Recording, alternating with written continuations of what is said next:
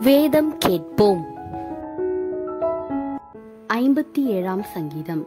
தாவீது சவுலுக்கு தப்பியோடி கெபியில் ஒதுங்குகையில் தனக்கு நஷ்டம் நேரிடாதபடி அஸ்தஷ்கேத் என்னும் வாத்தியத்தில் வாசிக்க தாவீது பாடி ராக தலைவனுக்கு ஒப்புவித்த மிக்தாம் என்னும் சங்கீதம். எனக்கு இரங்கும் தேவனே, எனக்கு இரங்கும். உம்மை என் ஆத்துமா அண்டிக் கொள்ளுகிறது.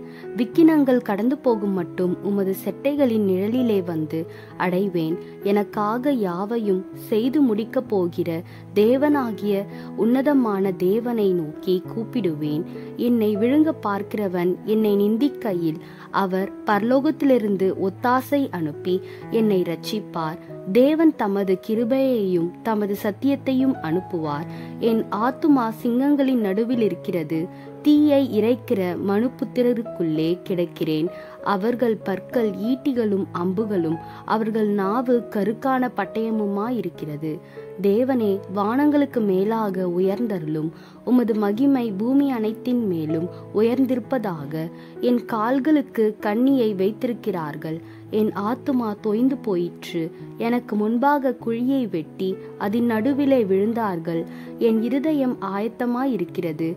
தேவனே, என் இருதயம் ஆயத்தமாயிருக்கிறது. நான் பாடி கீர்த்தனம் பண்ணுவேன். என் மகிமையே விழி, வீணையே சுரமண்டலமே விழியுங்கள். அதிகாலையில் விழித்துக் கொள்வேன்.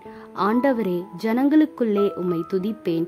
ஜாதிகளுக்குள்ளே உம்மை கீர்த்தனம் பண்ணுவேன். உமது கிருபை வான பரியந்தமும் உமது சத்தியம் மேக மண்டலங்கள் பரியந்தமும் எட்டுகிறது. தேவனே, வானங்களுக்கு மேலாக உயர்ந்தருளும்.